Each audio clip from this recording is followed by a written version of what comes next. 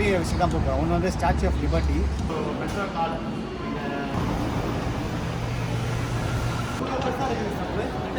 திரும்பி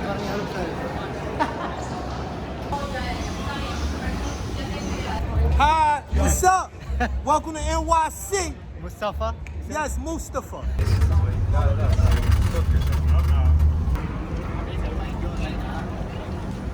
ஆக்சுவலாக நியூயார்க் வந்து நான் சரியாகவே சாப்பிடுவேன்.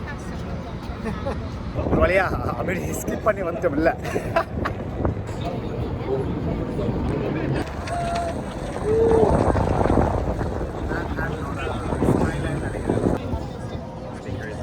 வேர்ல்ட் ட்ரேட் சென்டர் நினைக்கிறேன், எனக்கு சரியாக தெரியல.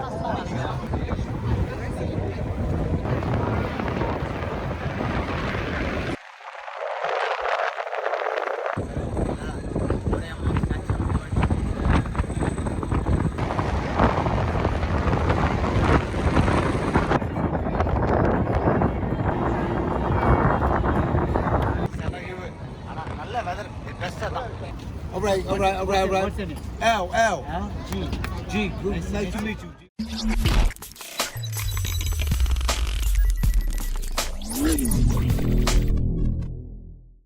காலைல எந்திரிச்சு அப்படி ஓப்பன் பண்ணால் அடேங்கப்பா, நேற்றுக்கு வெதருக்கும் இப்போக்கும் எப்படி இருக்குதுப்பா. நேற்றெல்லாம் ஃபுல்லாக மழையில் என்னை கதற விட்டுருச்சு. இப்போ வெளில போகிறதுக்கு நல்ல வெதராக இருக்குது. ஸோ போய் செதற விடுவோம். காலையில் சரியாக தூங்கினா கூட தெரில. பட் யா, இந்த டே பிகின்ஸ் இன் நியூயார்க். ஸோ இன்றைக்கி நியூயார்க்கில் நான் 2-3 இடம் தான் போகலான்னு பிளான் பண்ணியிருக்கேன். ஒன்று வந்து அந்த எம்பயர் ஸ்டேட் பில்டிங்கு, அப்புறம் ஸ்டாச்சு ஆஃப் லிபர்ட்டி, முடிஞ்சால் ப்ரோக்லின் பிரிட்ஜும் அந்த சென்ட்ரல் பார்க்கும் போகலான்னு பிளான் பண்ணியிருக்கேன். பட் டைம் ஸ்கொயர் கன்ஃபார்மாக போகிறோம்.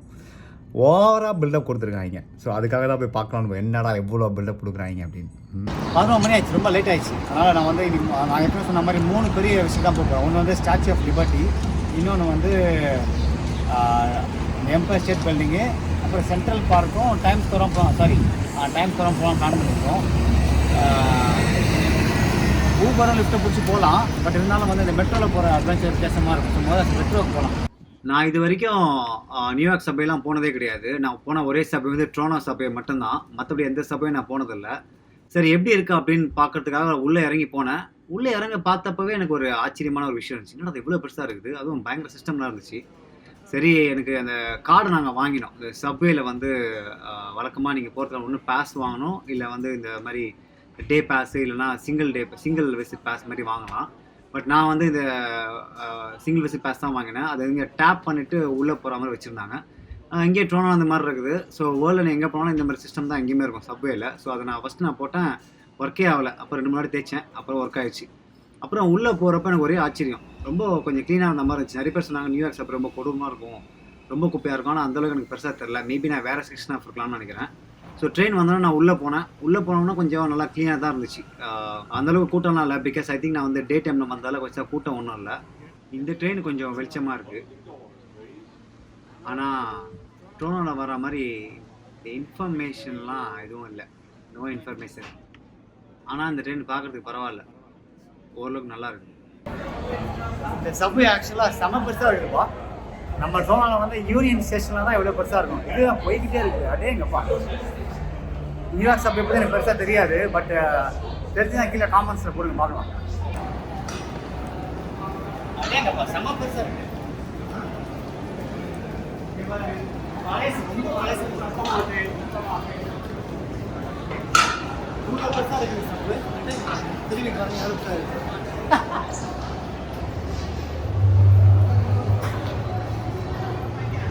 நான் வந்து ட்ரெயின் 1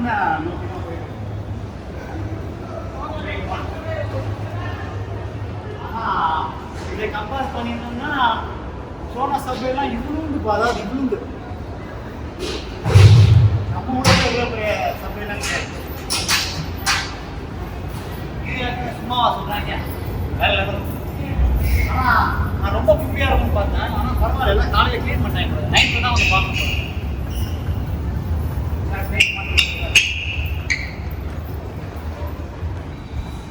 ஆக்சுவலாக நியூயார்க் சப்வே வந்து இவ்வளோ பெருசாக தான் தெரியாதுப்பா. அதே மேன்ஹாட்டன்ல ப்ரூக்லின்னு இது எல்லாமே ஃபுல்லாக கவர் ஆகுது. அதான் சொன்ன மாதிரி ட்ரோனோ சப்வே நான் பார்த்து ஆஹா ஓஹோ அப்படின்னு.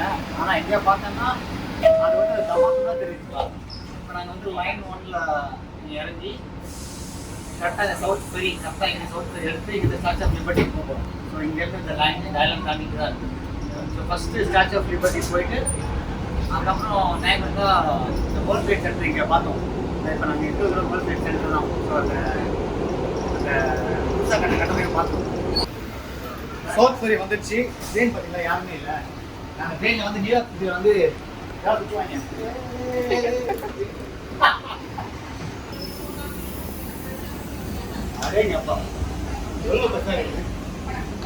இந்த சப்வே முழுக்க ஆச்சரியம் தான். அவ்வளோ பெருசாக இருந்தது. நான் ரொம்ப வியந்துட்டேன் இதை பார்த்துட்டு.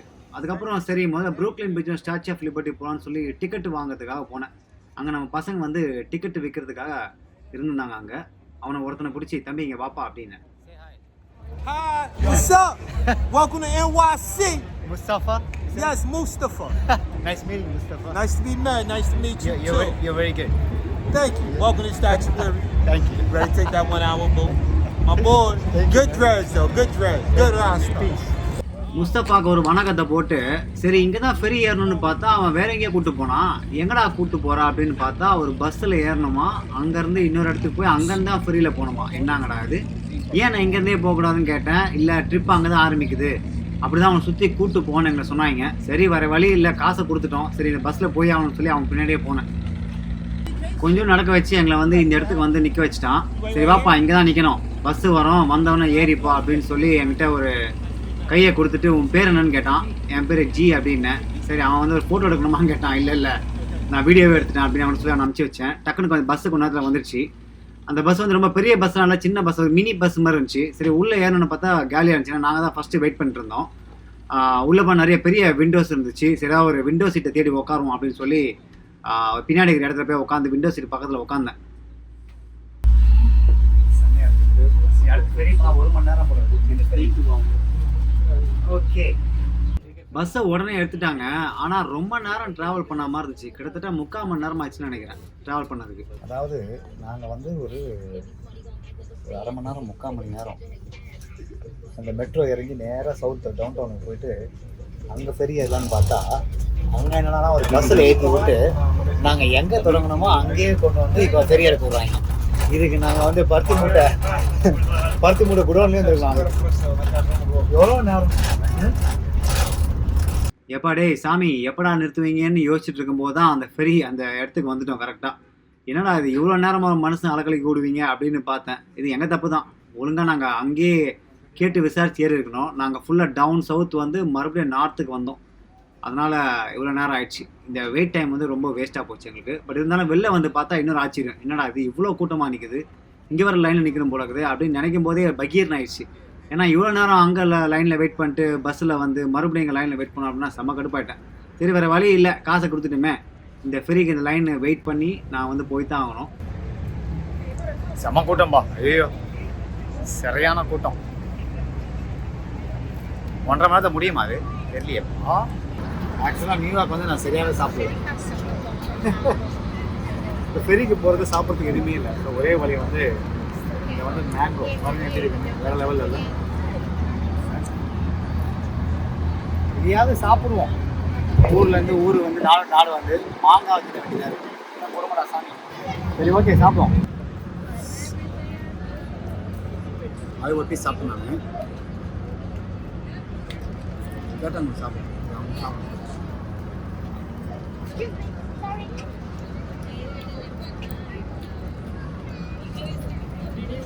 நல்லா தான் இருக்கு.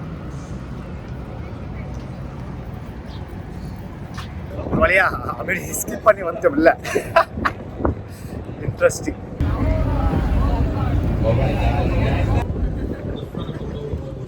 ஒரு வழியா போட்டு ஸ்டார்ட் ஆகிடுச்சு. 3 மணிக்கு போகிறத நாங்கள் ஸ்கிப் பண்ணி போன செம்மையாக இருக்குது ஆக்சுவலாக. Oh my god, unbelievable. Statue of liberty, here I come. ஹைலைட்டே இந்த வெதர் தான்ப்பா. என்ன அருமையாக இருந்துச்சு தெரியுமா. ரொம்ப சூடாக இல்லை, ரொம்ப சில்லுன்னு இல்லை. இந்த கடலில் இந்த லேக்கில் போகிறோன்ற ஒரு ஃபீலிங்கே இல்லை.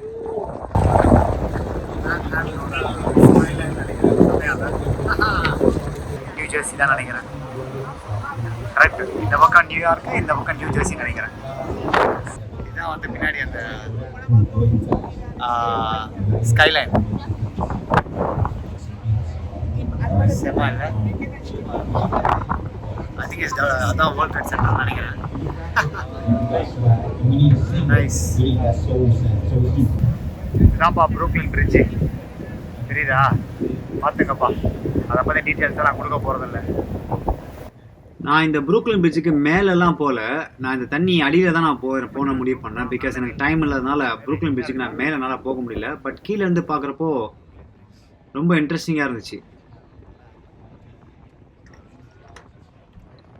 தூரத்துலேருந்து பார்க்குறப்போ ரொம்ப சின்னதாக தெரிஞ்சுது, ஆனால் கிட்ட போக போக எனக்கே பயங்கர ஆச்சரியம். எப்படியா இந்த லேக்குக்கு நடுவில் இவ்வளோ அழகாக கட்டியிருப்பாங்கன்றது ஒரு வியப்பான ஒரு விஷயந்தான். இதுக்கு நிறைய வரலாறு இருக்குது அப்படின்னு சொல்லுவாங்க. இந்த ப்ரூக்லின் பிரிட்ஜுக்கு எப்படிலாம் கட்டினாங்க, எவ்வளோ கஷ்டப்பட்டு கட்டினாங்க அப்படின்றது. இப்போ அதெல்லாம் நான் உங்களுக்கு சொன்னேன்னு வச்சிங்களேன், உங்களுக்கு வந்து என்ன சொல்கிறது, ஒரு ஹிஸ்ட்ரி லெசன் மாதிரி ஆகிடும். அதெல்லாம் நீங்களே டைம் வந்துச்சுன்னா வீட்டில் கூகுளில் சர்ச் பண்ணி பாருங்கள் ப்ரூக்லின் பிரிட்ஜோட ஹிஸ்ட்ரியை. அதுக்கப்புறம் இது மேன்ஹாட்டன் பிரிட்ஜு, 2 பிரிட்ஜு பக்கத்தில் இருக்குது. ஸோ இதுவும் நல்லா தான் இருந்துச்சு. பட் ப்ரூக்லின் பிரிட்ஜ் அளவுக்கு இது வந்து அந்தளவுக்கு பிரபலம் கிடையாது. பட் இருந்தாலும் இதுவும் அந்தளவுக்கு ஒண்டர் தான். ஏன்னா இதுவும் இந்த ஏரிக்கு நடுவில் கட்டியிருப்பாங்க. ஸோ சூப்பராக இருக்கும் இது பார்க்குறப்போ. நான் வந்து ரொம்ப ரசித்து பார்த்தேன் 2 பிரிட்ஜுமே. ஏன்னா இது பக்கத்தில் இருந்தது. இது வந்து ஃபுல்லாக மெட்டல் மாதிரி இருந்துச்சு. அது வந்து பார்த்திங்கன்னா ஃபுல்லாக அந்த கல்லெல்லாம் வச்சு கட்டின மாதிரி இருந்துச்சு. ஸோ ரொம்ப ரொம்ப அழகாக இருந்துச்சு ரெண்டுமே.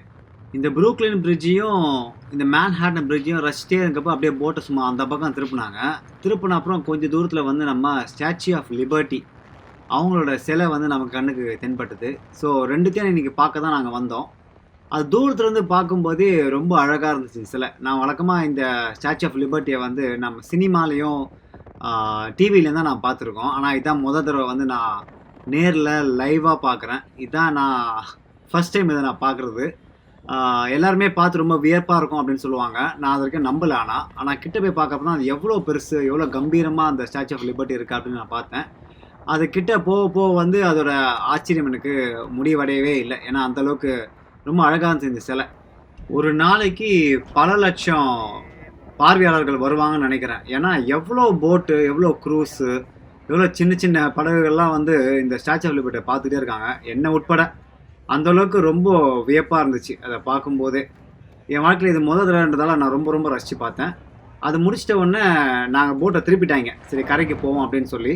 இந்த கரைக்கு போகிறப்போ அதுவும் நிறைய விஷயம் நல்ல விஷயமா இருந்துச்சு. ஏன்னா நிறைய ஸ்கைலைன் பார்த்தோம். இந்த பக்கம் நியூ ஜெர்சி, இந்த பக்கம் நியூயார்க் அப்படின்னு. கொஞ்ச நேரத்தில் கரைக்கு நாங்கள் வந்து சேர்ந்துட்டோம். இந்த ட்ரிப்பை முடிச்சுட்டு இப்போ அடுத்து வேறு லொக்கேஷனுக்கு போனோம். பார்க்கறதுக்கு பயங்கரமாக இருக்கப்பா அந்த city. Boss. All right. What's your name? L.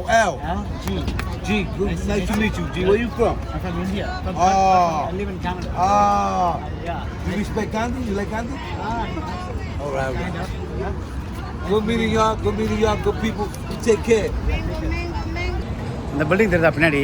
செமையாக இருக்குல்ல, வேறு லெவல் ஆர்கிடெக்சர். இந்த பில்டிங் வேற மாதிரிப்பா. உள்ள பார்க்குறீங்களா?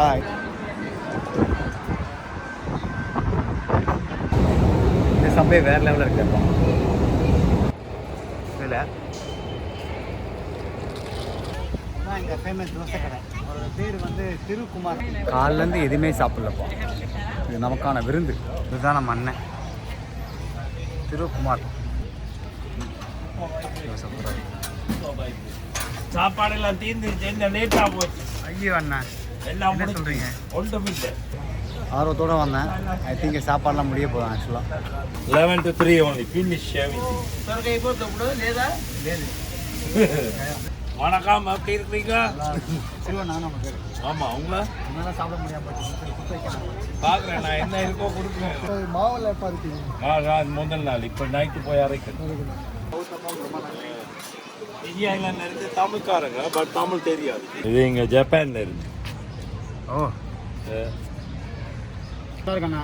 இன்னும் என்ன ஒரு விஷயம்னா, சாம்பாரும் சட்னியும் சாப்பிட முடியாமல் போயிடுச்சு. ஆமாம், காலி. இருக்க வலிச்சு விட்டுருமான்னு எல்லாம் காலி. இல்லை, சட்னி சாம்பார் எதுவுமே தேவையில்லை.